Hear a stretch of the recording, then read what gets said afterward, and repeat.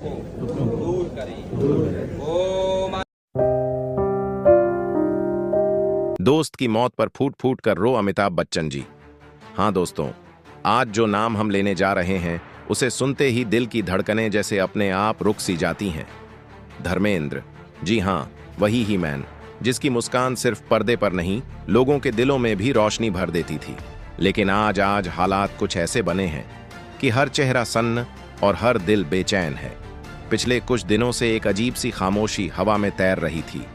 कहीं से खबर आती कि उनकी तबीयत बिगड़ गई है, कहीं से किसी और अपडेट की फुसफुसाहट, और फिर अचानक नवंबर के दूसरे हफ्ते में ऐसी बात फैलनी शुरू हुई कि पूरा देश जैसे अपनी जगह जम गया। सोशल मीडिया पर अफवाहों का तूफान। कहीं कोई लिख रहा था कि धर्मेंद्र हमें छोड़कर चले गए, तो कोई कह रहा था कि यह सब झूठ है। सच्चाई क्या है कोई नहीं जानता, बस एक डर, एक घबराहट और एक सवाल, आखिर सच में क्या हो रहा है हमारे प्यारे धर्मेंद्र के साथ। लेकिन बाद में उनके परिवार की तरफ से बताया गया कि वह ठीक हैं और घर लौट आए हैं।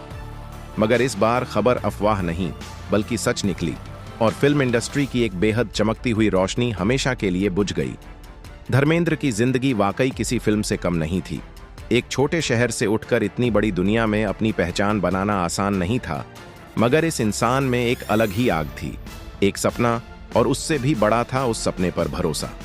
उनका जन्म पंजाब के फगवाड़ा में हुआ था। परिवार साधारण था, पिता स्कूल में हेडमास्टर थे और घर का माहौल बिल्कुल शांत और सरल। धर्मेंद्र बचपन से ही फिल्मों के दीवाने थे। वह कहते भी थे कि सिनेमा हॉल में चलती ब्लैक एंड व्हाइट फिल्मों को देखते समय उन्हें लगता था कि इन्हीं कलाकारों जैसा बनना है, कैमरे के सामने खड़े होकर दुनिया का दिल जीतना है। इसी ख्वाहिश ने उन्हें मुंबई तक खींच लाया। मुंबई आने के बाद कठिन संघर्ष शुरू हुआ। न पैसा था, न कोई रिश्तेदार, न इंडस्ट्री में कोई पहचान। एक छोटे से कमरे में रहते कई दिन सिर्फ चाय और बन खाकर गुजार देते। लेकिन खास बात यह थी कि उनका चेहरा और पर्सनालिटी इतनी नेचुरल थी कि लोग पहली ही नजर में ध्यान दे देते। फिर एक दिन वह मौका आया जिसने उनकी पूरी जिंदगी बदल डाली। फिल्म फेयर टैलेंट प्रतियोगिता में उन्हें चुन लिया गया और यहीं से फिल्मों के ऑडिशन का सिलसिला शुरू हुआ। एक फिल्म से दूसरी फिल्म, और धीरे धीरे धर्मेंद्र ने साबित कर दिया कि अगर दिल में सच्ची चाहत हो तो मंजिल कभी दूर नहीं रहती।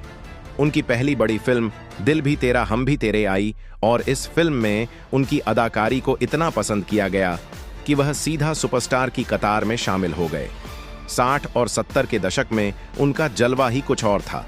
रोमांस हो, एक्शन हो या कॉमेडी, धर्मेंद्र हर किरदार में फिट बैठते थे। उनकी बॉडी लैंग्वेज, आंखों की चमक और वह दिल जीत लेने वाली मुस्कुराहट सब मिलकर उन्हें ही मैन बनाती थी। फूल और पत्थर, ज्वालामुखी, मेरा गांव मेरा देश, शोले, चुपके चुपके, सीता और गीता जैसी फिल्में आज भी क्लासिक मानी जाती हैं। लेकिन जितना चमकीला उनका करियर था, उतना ही गहरा दर्द भी उनकी निजी जिंदगी में छुपा था। अगर उनकी शादी की बात करें तो वह भी किसी किस्से से कम नहीं। पहले उन्होंने प्रकाश कौर से शादी की, जिनसे उनके 4 बच्चे हुए, सनी देओल, बॉबी देओल और 2 बेटियां। बाद में उन्होंने हेमा मालिनी से शादी की और यह रिश्ता भी उतार चढ़ाव से भरा रहा, लेकिन दोनों ने इसे निभाया और आज तक निभाया। इस रिश्ते से उनकी 2 बेटियां ईशा और अहाना हैं। धर्मेंद्र ने हमेशा अपने दोनों परिवारों को बेहद अहमियत दी। उन्होंने कभी किसी को कम महसूस नहीं होने दिया। बॉलीवुड में भी उनके रिश्ते बेहद गहरे थे। लोग कहते थे कि धर्मेंद्र में गुस्सा भी था और प्यार भी, और दोनों वह दिल खोल कर देते थे। किसी दोस्त को अगर वह पसंद कर लेते थे तो जिंदगी भर दोस्ती निभाते थे। और उनकी सबसे मजबूत दोस्ती में सबसे ऊपर आता है अमिताभ बच्चन का नाम आते ही जिस तरह एक सम्मान की छवि सामने उभरती है, उसी तरह धर्मेंद्र और अमिताभ की दोस्ती भी सिर्फ बॉलीवुड के लिए नहीं बल्कि दर्शकों के लिए किसी सीख से कम नहीं रही। दोनों की उम्र में थोड़ा फर्क जरूर था, लेकिन दिलों का रिश्ता ऐसा था जैसे बरसों से एक दूसरे को जानने वाले हों। शोले की शूटिंग के दौरान जो बॉन्डिंग दोनों के बीच बनी वह इतनी मजबूत थी कि आज भी उस फिल्म का नाम आते ही लोगों को वीरू और जय का चेहरा याद आ जाता है। यह सिर्फ पर्दे की दोस्ती नहीं थी, असल जिंदगी में भी दोनों एक दूसरे के लिए बेहद भरोसेमंद साथी बने रहे। अमिताभ कई बार कह चुके हैं कि धर्मेंद्र का दिल बेहद साफ था।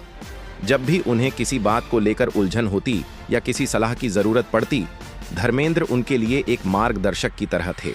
वहीं धर्मेंद्र भी अमिताभ की तारीफ करते नहीं थकते थे। वह कहते थे कि यह लड़का बेहद मेहनती, ईमानदार और समर्पित है। शायद इसी वजह से उनकी दोस्ती इतनी गहरी हो पाई, क्योंकि दोनों एक दूसरे की अच्छाई को देखते थे, कमियों को नहीं। यही रिश्ता इंडस्ट्री में एक अनोखी मिसाल बन गया। अमिताभ जी ने कई मौकों पर यह भी कहा कि धर्मेंद्र जैसी सादगी और दिलदारी आज के जमाने में ढूंढना मुश्किल है।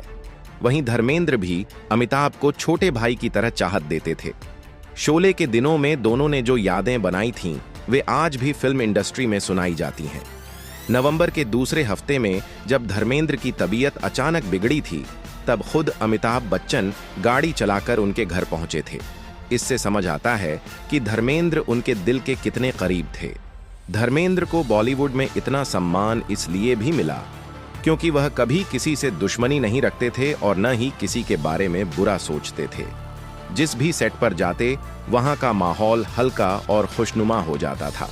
लेकिन पिछले कुछ महीनों में उनकी तबीयत लगातार गिरने लगी थी। डॉक्टरों से इलाज चल रहा था। कई बार उन्हें अस्पताल भी ले जाया गया। उनके चाहने वालों को भरोसा था कि इतना मजबूत इंसान फिर से ठीक होकर लौट आएगा, क्योंकि पहले भी उन्होंने बड़ी मुश्किलों को हराया था। नवंबर के दूसरे हफ्ते में जब उन्हें अस्पताल से घर लाया गया, तो सबको लगा कि वह और कुछ साल हमारे साथ रहेंगे, पर किस्मत को कुछ और ही मंजूर था। और अब जब यह खबर आई कि इस बार यह अफवाह नहीं बल्कि सच्चाई है, तो हर कोई टूट गया। धर्मेंद्र जैसे लोग बार बार पैदा नहीं होते। यह बात उनके परिवार से लेकर पूरी इंडस्ट्री तक हर कोई कह रहा है। वह दौर कौन भूल सकता है जब उनकी फिल्मों के पोस्टर देखने के लिए लोग सिनेमा हॉल के बाहर लाइनें लगा देते थे। उनकी एंट्री पर सीटियां और तालियां गूंज उठती थीं। वह जमाना आज भी लोगों के दिलों में जिंदा है।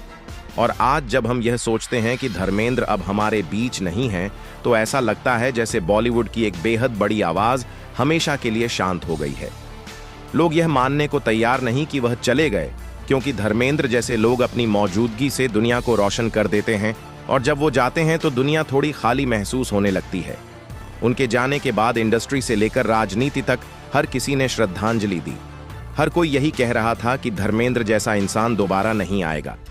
खासकर अमिताभ बच्चन के लिए यह खबर बेहद गहरा सदमा थी, क्योंकि उनका रिश्ता धर्मेंद्र से सिर्फ फिल्मी नहीं बल्कि भाईचारे जैसा था।